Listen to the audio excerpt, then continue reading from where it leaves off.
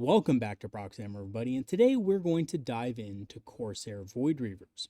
Now, as you guys know, Corsair Voidreavers over the course of 10th edition have had a little bit of a rocky history. They started out 10th edition being one of the worst units in the Eldar Index.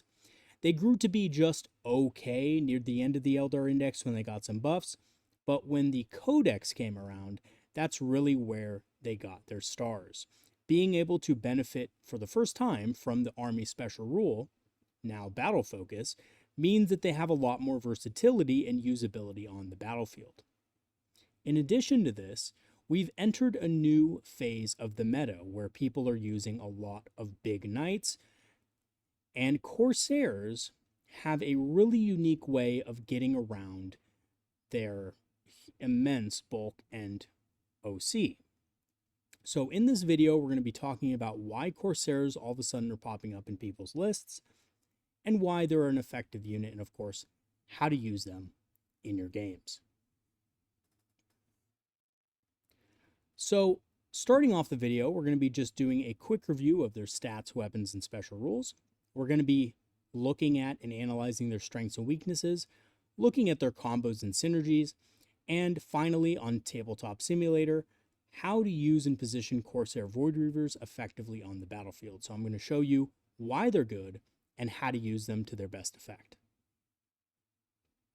So starting off at their stats, pretty basic Eldar stat line. I would say this is probably the most basic, right? They share a stat line with Guardians for the most part to the T. So movement 7, toughness 3, 4+ save, 1 wound, leadership 7+, and OC 2.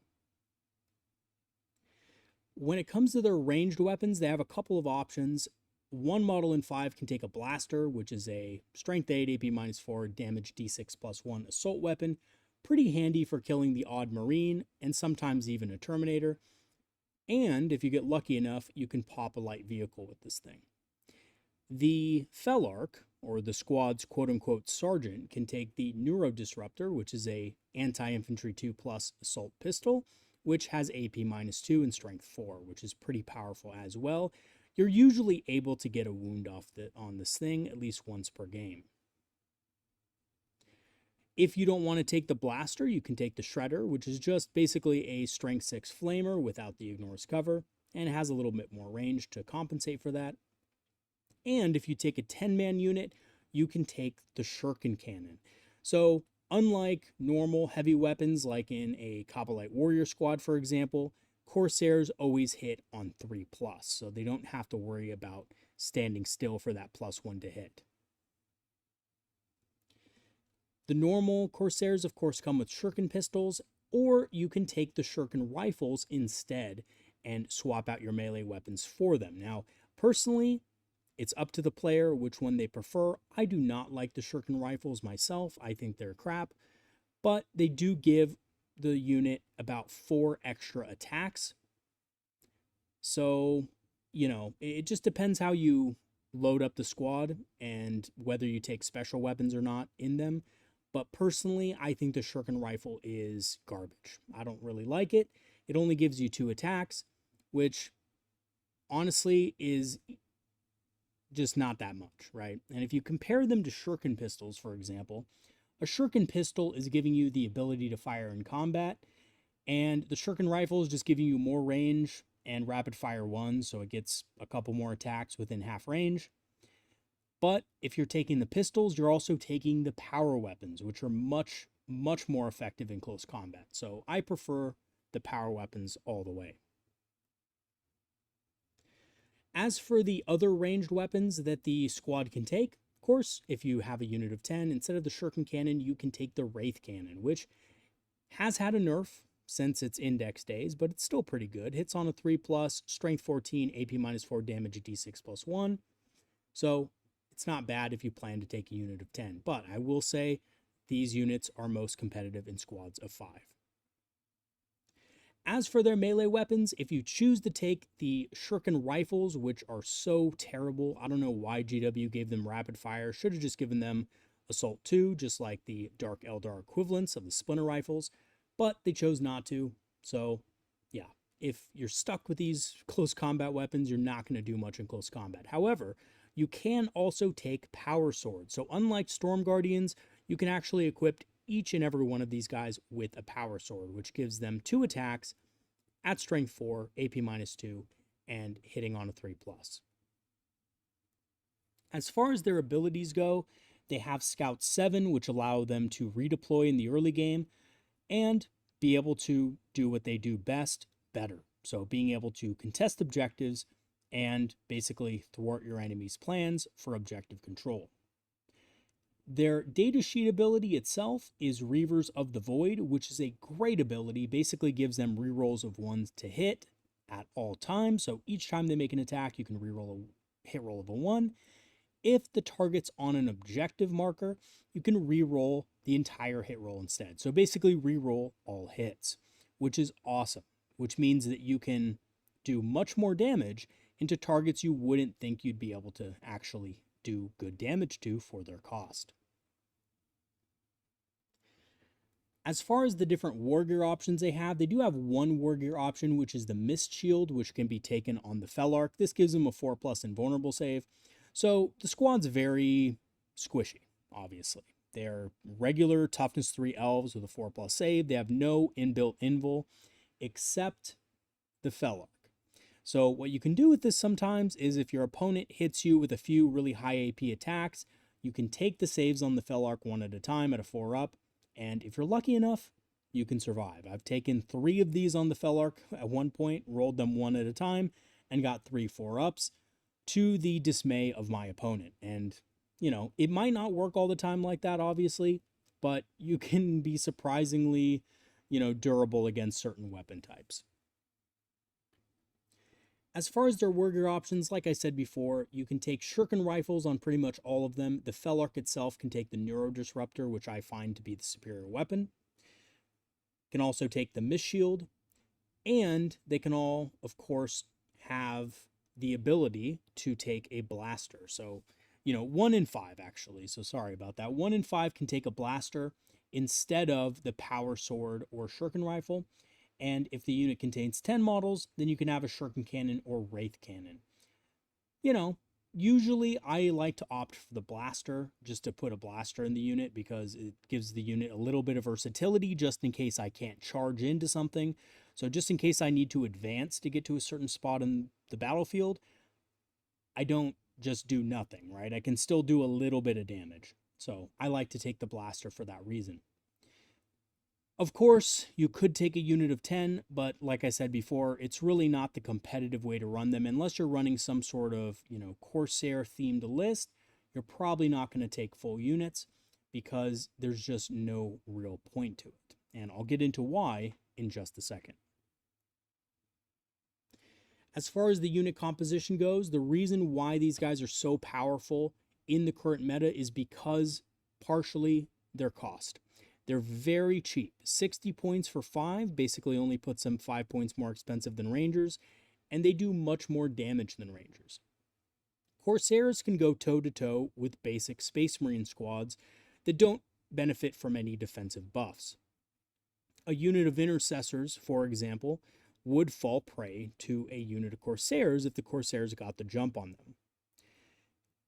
Of course, you can also take the unit in a full squad of 10 at 120, which isn't bad. I'm glad they didn't increase the price for the max unit, but it's just typically not that competitive for what they're used for. As far as their keywords go, they do have battle line, but more importantly, they have the grenades keyword, which is something that a lot of infiltration units in our codex do not have, right? Scorpions, unfortunately, are lacking grenades for some reason, and so are Rangers. So, luckily, Corsair Voidreavers have that, which means they can punch up against heavier targets. All right, let's talk about their strengths and weaknesses. So, the strengths of the Corsair Voidreavers are that they reroll hit rolls. And that allows them, with the combination of grenades, to do a lot of damage to units above their weight class. Things like Space Marines. You wouldn't typically think that a 60-point unit of something could go toe-to-toe to Space Marines and beat them. And not only beat them, guys, but wipe them out. I've had a small unit of Corsairs wipe out a squad of Intercessors before on decently average rolls when you combine them with grenades. So you throw a grenade in there, you shoot at them, and then you charge in, and you're typically able to deal with that unit. This makes them really good at taking objectives in the early game away from your opponent. They also have Scout and OC2, and of course this allows them to contest and deny primary objectives as well. So if your opponent moves something onto an objective that doesn't quite have OC10, you can of course in response move these guys up there, advance them, get them up there quickly, maybe do a little bit of shooting, and then just stay there and make sure your opponent can't score. So that is one of their biggest strengths, and it's the reason why they're being used in competitive play against Imperial and Chaos Knights. However, they do have their weaknesses, of course, right? They die to pretty much anything. They're even more fragile point for point than Guardians, and they have no defensive abilities, right? Guardian Defenders have a free fade back. Storm Guardians have an invul save.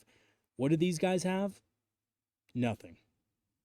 They're pirates, and they have to fight with the advantage or they will die very quickly.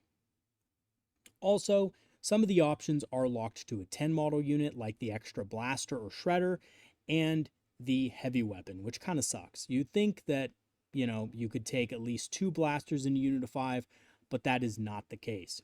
Especially in a world where Death Guard players can run their Plague Marine units with max special weapons. I mean, God, they get like 4 special weapons in that unit and a special melee weapon, which is nuts.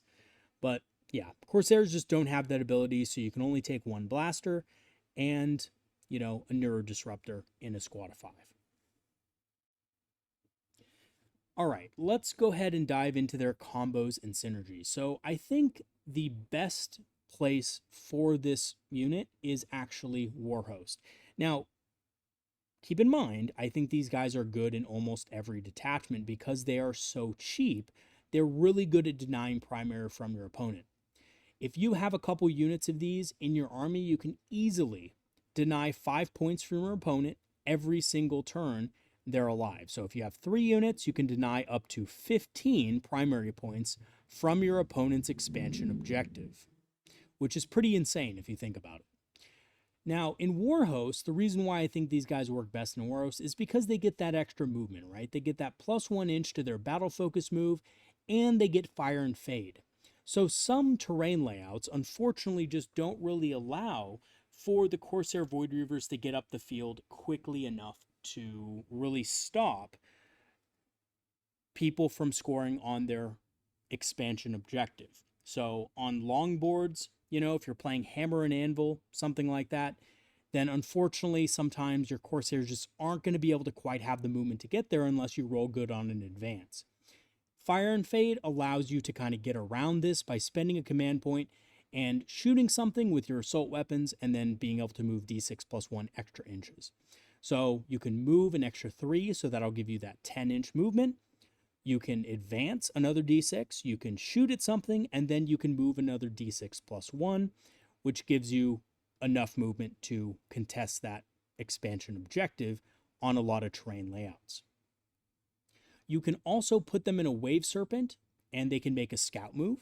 So, if you want to get your Wave Serpent up the battlefield, or you don't quite have room for it in your deployment zone, and you realize that on the terrain layout, you can put a unit of Corsair Voidreavers in that Wave Serpent, scout them up, drop them out on your turn, and then put the real unit that you want in there of Aspect Warriors, Fire Dragons, Dark Reapers, whatever, in that Serpent instead. And of course, the Corsairs can go and deny some primary objective points. They can also be combined with Swooping Hawks, specifically 10 Swooping Hawks, to put out a staggering amount of mortal wounds, an average of 8 mortal wounds when you consider the Swooping Hawks grenade pack and the grenades from the Corsair Voidreavers, which is pretty insane. So if you kind of take it into context, this is about 1/3 of an Imperial or Chaos Knight, right? 26 wounds, 8 wounds out of that is roughly 1/3, which is pretty cool. The other thing is that Corsairs can obviously move very fast, throw the grenade, still shoot, and then charge, and then Swooping Hawks have a bunch of lethal hits as well. So 2 units that are relatively, anti-infantry focused, can actually do a lot of damage into heavier targets, which is surprising, right? Because you have those lethal hits, and you also have the Corsairs that can reroll hits on objectives and, throw the grenade and all that good stuff. Now, of course, Guide and Doom are helpful, as always, but they're probably not needed on such a small unit. Now, what is funny is that in the early stages of the game, when your opponent doesn't want to reveal too much, throwing a quick Doom or a quick Guide on, a unit like Corsair Voidreavers might not actually be a bad thing. So if you Guide and Doom a small enemy unit of Marines, it's out in the open, and you're kind of safe from enemy fire, of course you should do that, because that will give the Corsairs the ability to fully eradicate that unit, and you may not even need to use grenades in that case, but you probably should still use the grenades just to ensure that unit dies completely. So here's what we're going to do, guys. We're going to go into Tabletop Simulator. I'm going to kind of show you guys how to deploy these guys, how to use them in your games, what they're good at, and some examples of why they are so effective in the Knight matchup, but also just in regular matchups against your local gaming group, right? Normal Space Marine players, these guys actually do considerable amounts of damage, even as a small 60-point unit. When you consider grenades and, their shooting and close combat, they can outperform expectations. So without further ado, let us go ahead and dive right in to our Tabletop Simulator example. Alrighty, everybody, welcome to our Tabletop Simulator example, where we will be looking at the value that Corsair Voidreavers can bring to your army. So, as many of you guys know, Corsair Voidreavers are basically the more aggressive version of Rangers. A lot of people take Rangers for screening purposes, infiltration, move blocking, stuff like that. Well, Corsair Voidreavers are very similar to Rangers in that in the early game, they get something to allow them to, move further up the field, which is Scout. And they can also move, block, and screen very effectively for a low cost. However, Corsair Voidreavers also have the benefits of being able to get enemies off objectives, deny primary and take objectives away from opponents. And that's because of a couple of things that they have over Rangers. One is that they have grenades. Rangers don't have grenades, right? So grenades is a very useful stratagem that allows the unit to do a lot of damage, basically in the form of mortal wounds. Then they also have rerolls to hit against enemies on objectives. They always get to reroll ones to hit just naturally, and they reroll all hits if the enemy is on an objective. And they have OC2, which is the big thing, especially in this meta. So, as you guys have probably noticed, this meta is just absolutely swimming with Chaos Knights, Imperial Knights, Death Guard, armies that can bring very powerful units to the battlefield. Oftentimes, units that have a decent OC value. Well, the good thing about Corsairs is that they have OC2 apiece, which as a unit means they have OC10. Now, as an Eldar player, we all know usually units of Eldar don't just take one or two casualties and then just remain alive. Either you have the unit or you don't. And that's definitely the case with Corsairs. So basically what I'm going to do is show you guys the value of having something like a Corsair unit in your army and how it can be used to your advantage. So in this terrain layout 5, we're going to be using the same one from last video. I want to show you guys the different ways in which Corsairs can be very useful in the early game for contesting and taking away enemy objectives for a very low cost. And as you guys know, we have a lot of units that can do this, that can kill enemy units on objectives, but at a high value in return. So what I mean by that is, if we want to kill 5 Space Marines on an objective, we typically have to throw 5 Howling Banshees at them, or, 5 Howling Banshees and an Autarch, or, we have to shoot a bunch of Dark Reapers at them. We have to invest a lot of our shooting into it. Point for point, right? Because Marines are tough, right? It's going to take more than 5 Dark Reapers, for example, to kill 5 Space Marines. We're going to have to probably use 10 Dark Reapers, right? Or we're going to have to shoot something else from elsewhere at them. If we want to charge Banshees into them, we can definitely do that, but we probably have to, roll decent. We can't flop on our roll, and we have to make sure we at least kill at least 4 of them in order to survive the clapback and control the objective. Well, Corsair Voidreavers don't have to do any of that because they have a higher OC value. So let me go ahead and show you what they can do against the big bad of the meta right now, which is Imperial Knights. So let's assume that this Wraith Knight here is an Imperial Knight, one of the big ones. Now, the big ones have OC 10, and as you can see, this is your opponent's expansion objective. Your opponent is probably going to have maybe a couple knights here. Maybe they put a baby knight here and a big knight here, but let's just assume for this example, we have just one big knight here holding the home front. And the idea behind this is that your opponent is not going to be able to have a unit with 10 OC to contest this, right? That's what your opponent is thinking. So in this example, we're going to use a simple unit of Corsairs. Now, they do have Scout, but in this example, we're not going to use it. We're just going to deploy them normally right here behind our deployment zone. And of course, if the deployment zone is a little bit different or the terrain layout's different, we can use Scout to get them into a position where we can threaten the objective. So their turn 1 happens and they move their model here, which is a very common move for Imperial Knight players that go first. They just move a big defensive knight right here. Maybe one of the bigger ones that has better defensive stats. I can't remember what it's called, but the one with huge guns, 2 big old guns. I don't know, again, you're going to have to remind me in the comments what that's called, but it has toughness 12, and I think it has, some other bonus stats to it that make it a little tougher to deal with. Or it could just be another type of knight like Canis Rex, who is just going to obviously, if you kill this in shooting, Canis is going to come down and just still have the objective, right? So we can't do that. So we do have to put bodies on this objective. And the cheapest way to do that, while still getting control of the objective, is Corsairs. So this is what we do.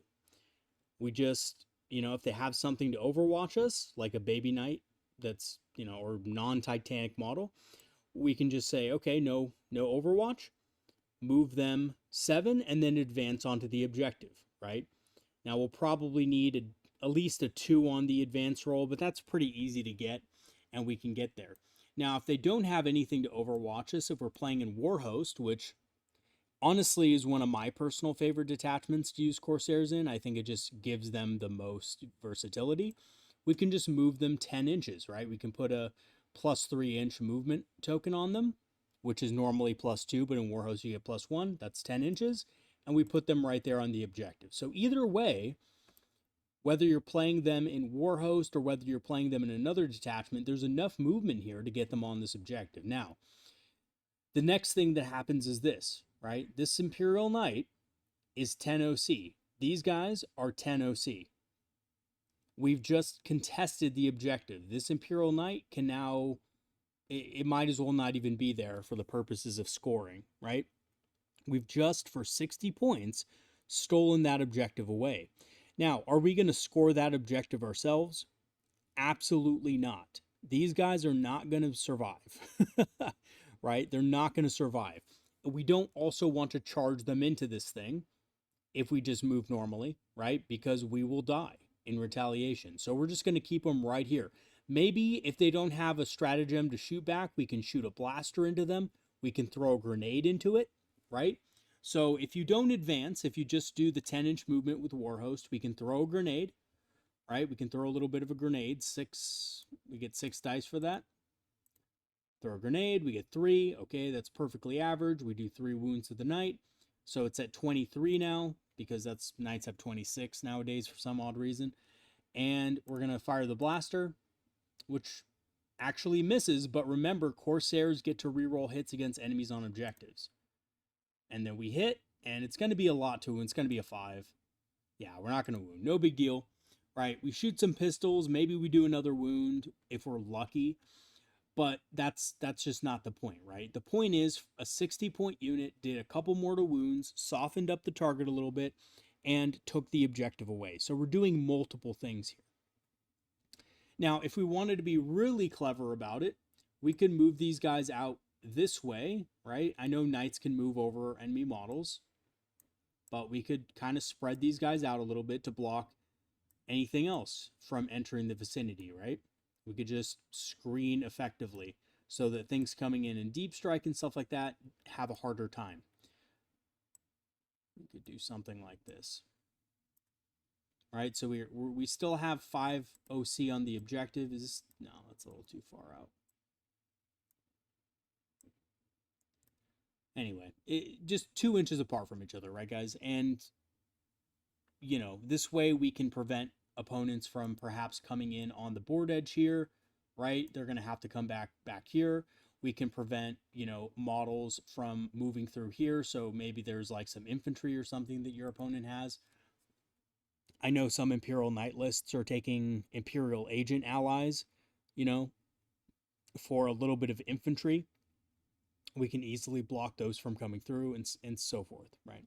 So Corsair Voidreavers, because they have access to grenades, because they are also the cheapest OC 10 unit that we have access to in normal detachments, they are very valuable in the current meta. Now, that's against knights.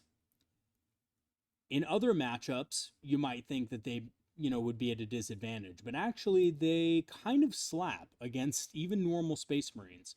So check this out. Let's say your opponent goes for your objective right here and chooses to just put 5 OC on the objective with assault intercessors or whatever and doesn't do anything else with it. Now, normally you'd have Howling Banshees or something like that lined up here, but obviously your opponent knew that if he charged into them, he would die, so he just took your objective away.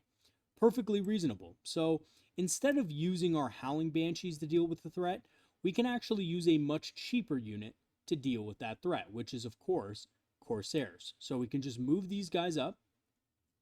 Again, they move 7, but we can move them an extra whatever with the Battle Focus token if we need to. I would say, yeah, in this case, I would use the extra 2 inches. We get them up there. We throw a grenade, which again should deal about, you know, 3. Let's just do the average here so that we're not messing around. Let's just say we kill 1 assault intercessor and we put a wound on another one. We shoot our pistols and we, you know, get 3 shuriken pistols. We're re-rolling all of our hits. Of course, in the example, all the re-rolls miss. And then we're rolling 4s to wound. They take 1 save at -1. They fail. So that's another guy dead. This will probably average out. I noticed that dice rolls usually just average out if you fire them enough times. Neuro Disruptor from the Felarch because he has a special pistol. It hits. It wounds on a 2 because it's anti-infantry 2. Take another save at -2. There's another wound. And you're starting to see why these guys are so good for 60 points. So that takes another wound. And now lastly, the Blaster. Reroll. Hits. Oh well, tough. Right, that's usually not going to happen. You're usually going to kill another one, but that's all right. Okay, so now we can charge in, right? And this is a weakened squad of intercessors. We charge in here. And we're going to get 10 attacks. And again, we're getting rerolls to hit because of our ability. So rerolls to hit, we're going to go ahead and reroll those. Whoops, that one missed. Reroll those. Okay, not bad. 4 is the wound. We get 5, and they're going to take 5 5-ups here. So, well, there you go. There's the unit. So that blaster not doing anything actually averaged out. So look, 1, 2, 3, 4, 5. 1, 2, 3, 4, 5. That's the squad. So, honestly, fairly average. I know that last roll should have, you know, made some, but the blaster also should have wounded. So I think it evens out a little bit. Here's the thing, though. Even if only the sergeant was left, right? Let's assume only the sergeant's left. we've still captured the objective. We've still traded up with our unit of Corsair Voidreavers. So we've actually done everything that we can anyway.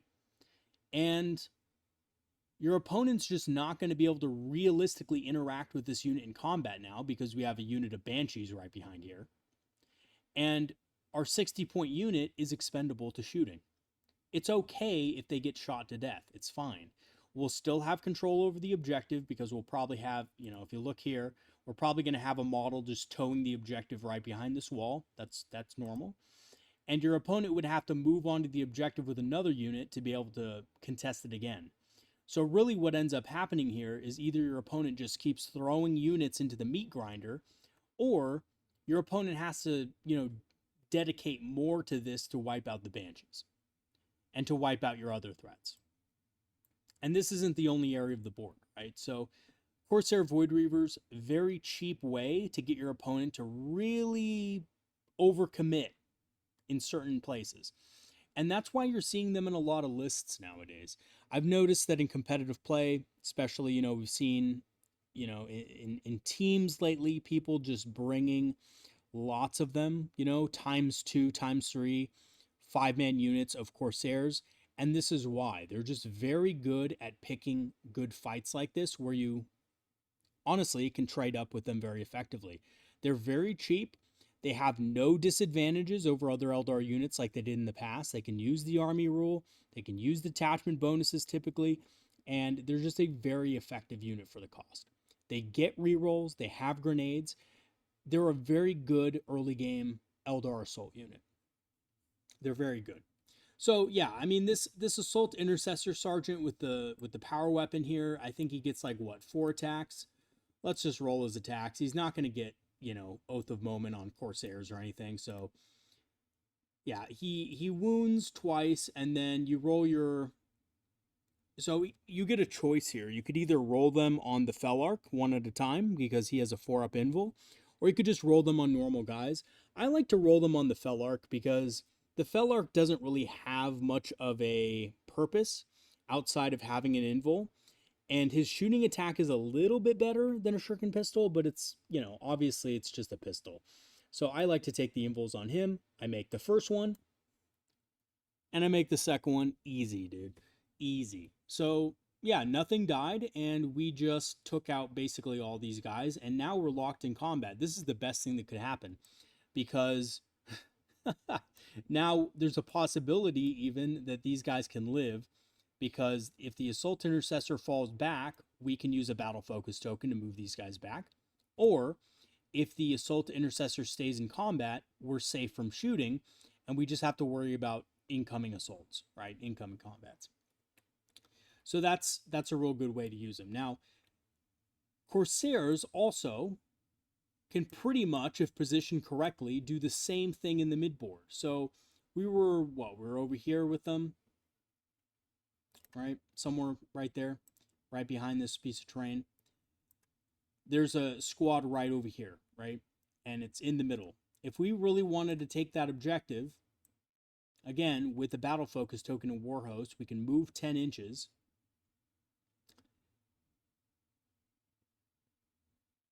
And it is a longer charge, but it's not that long. It's just an 8, right? So we could possibly shoot this squad, charge in, survive, and out-OC this unit of Assault Marines in the middle. Typically, though, unless you have something like Area Denial, you're not going to go for this. Now, if we had Area Denial, this is perfect, right? Because we can get in there, we can make the charge. Let's assume we make the charge with this unit. We shoot the blaster, we shoot the pistols, and we kill like, I don't know, maybe we kill like 1 or 2 models. Let's say we kill 2. We'll just pretend, okay? I won't roll them. And we do our pile in or whatever, and we kill 2 more.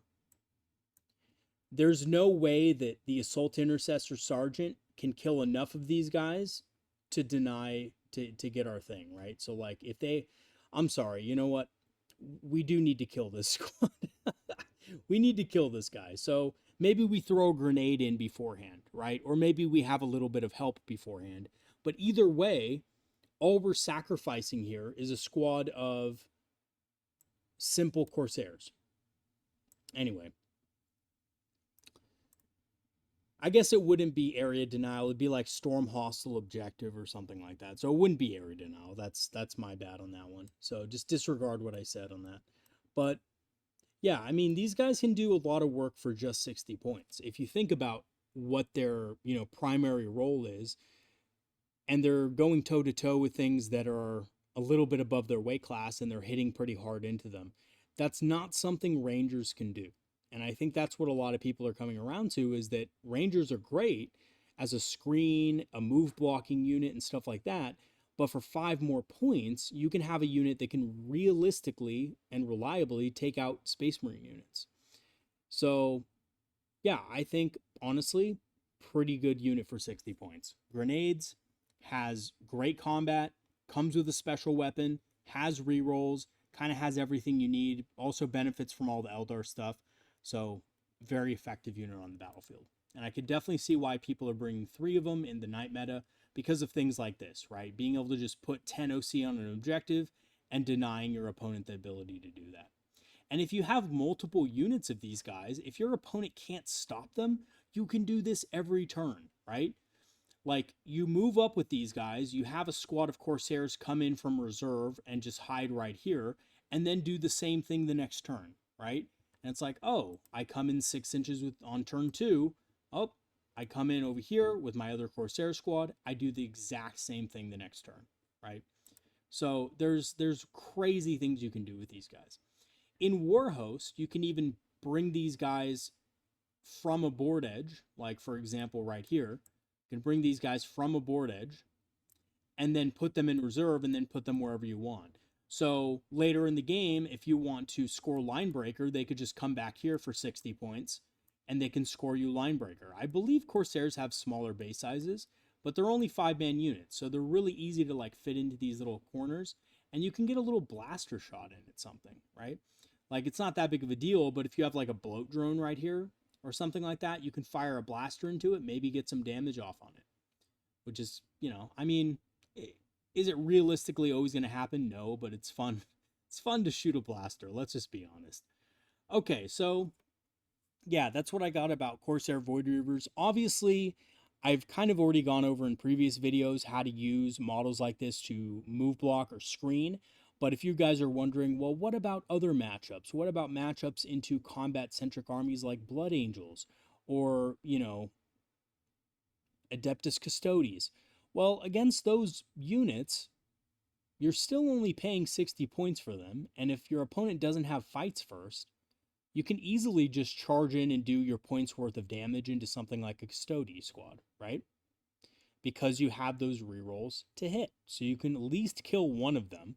I know it seems wild, but a squad of 5 going in and killing like 1 custodian is actually kind of good. It's actually kind of makes up their points. So, even if they get mauled in return. However, the better move against custodians isn't even to charge them. It's just to simply move block them, shoot, throw a grenade, and call it a day. Let them charge you and let them kill your unit and waste their own time, right? So yeah, once again, Corsair Voidreavers, really do consider taking them in your army. And also, they're a pretty cheap buy. I think they come in the squads of 10 in the kill team. I think they're like, what, $60 if you get them on a third-party website. So you're getting each squad for around $30, which is, nowadays it's actually a pretty good deal. GW prices are getting so expensive, guys, but you can 3D print them. They're very easy to get, basically, is what I'm saying. You can get them for cheap. There's a lot of third-party, 3D printing sites you can get them off of. They're not super expensive or super hard to get. They're not like Dark Reapers, right? Which basically no one can find. No one can really find Howling Banshees, but Corsairs, you can probably find those pretty easily because not a lot of players are looking for them right now. However, that may change soon. So if you're thinking about getting some Corsairs, get them now because, yeah, times are running out. All right, guys, that's going to be it for our tabletop simulator example. Thank you so much, of course, for watching. And let me know if I can do any improvements on these kind of examples. I'd love to hear your thoughts on it. All right, guys, back to the video in just a second. All right, guys, we are back, and in conclusion, Corsair Voidreavers are a very cheap and effective unit for objective play. Between their OC value, which is, as a whole squad, 10, grenades, and the rerolls to hit that they get with their power weapons and possibly blaster, they have everything you need to play aggressively for objectives and deny them to your opponents. So like I showed you in the tabletop simulator example, it's very easy to just hide these guys behind a wall, pop out 10 inches, steal the objective from your opponent, and then put the ball in your opponent's court. Do they want to move their very expensive Imperial Knight out to kill the Voidreavers? Do they want to expose a baby knight like an Armiger to kill them and deal with them? Or, do they just do nothing about them and, of course, lose the game? They really have no good decisions, right? Because we have the power to bait them out, draw them out of terrain, and then pound them into oblivion with fire dragons, dark reapers, and war walkers, and all the other stuff that we have at our disposal. So yeah, Corsair Voidreavers, very powerful unit that you can definitely use to your advantage to bring your opponents out that Rangers simply cannot always do, right? And let me just give you a quick example of that. Rangers only have OC 5, so if you put Rangers on an objective to try to steal it from an opponent, it's just not really going to work, right? Because your opponent's just going to look at that and be like, okay, I can ignore those. They're not going to do any damage to my knights. They're not really going to move block a whole lot of stuff in my army because, they're only really blocking the baby knights from being able to move around and stuff. So I can safely sit on my expansion, do nothing, and just kill them with incidental fire, right? They cannot do that with Voidreavers. Voidreavers are going to steal your objective, they're going to steal your girlfriend, and they're going to absolutely get away like crazy. So, they're pirates after all, right? They're after that booty. So your opponent has to deal with them or they're going to wake up with a very sore bottom. All right, guys, that is going to be it for today's video. Thank you so much for watching, and thank you to all my supporters on the channel and on the Patreon who have supported the channel over the last years. I really do appreciate your help and your ability to help me grow the Eldar community, which is obviously the best community in 40K, bar none. Also, if you guys are interested in supporting, you guys watch the channel a lot, and want to join our Discord, all you have to do is sign up for a free trial, and you will get access to our Discord for life. So I will give you that link so you can join the Discord and talk about strategies and tactics and hobbying and all that good stuff. If you do want to support the channel, of course, I do have ad-free videos on my Patreon. I put most of the videos that I post on this channel on Patreon for free, for basically members who are paid members that support the channel. So if you're annoyed with YouTube ads that constantly pop up, I know I am. I don't have YouTube Premium, and every video I watch is like a, Tacticus ad or some other, terrible, terrible soul-sucking advertisement. I get it. It's really horrible. So if you're tired of that stuff, for $3 a month on the Patreon, you can support what I'm doing and also get ad-free videos on there. Lastly, I do want to mention I am still running the Eldar Knights Codex project. So I've made good headway with that. I'm going to start the playtesting very soon because all the rules for the original Knights in the index are written. I just have to finalize the, create your own Knight aspect of it that people submitted to me. So if you're interested in supporting that project, I will leave the Kickstarter link in the description. You can basically make a late pledge, or if you just want to donate a couple cents to the project, just to, kind of throw a couple of, good wishes my way and towards the way of the community that are, really wanting this thing to come to life, that would be awesome. And I'd really appreciate it. And, if you haven't already heard, we do have an artist for the codex. So it's looking to be awesome and it's shaping up great. Lastly, I do have an Amazon affiliate link and a channel store page if you want to grab some discounted Eldar minis on Amazon or some Eldar inspired apparel on the channel store page. All the links are in the description. All right, guys, that's going to be it for today's video. Thanks for watching, and I'll see you guys next time. Have a good one, everybody. Peace out.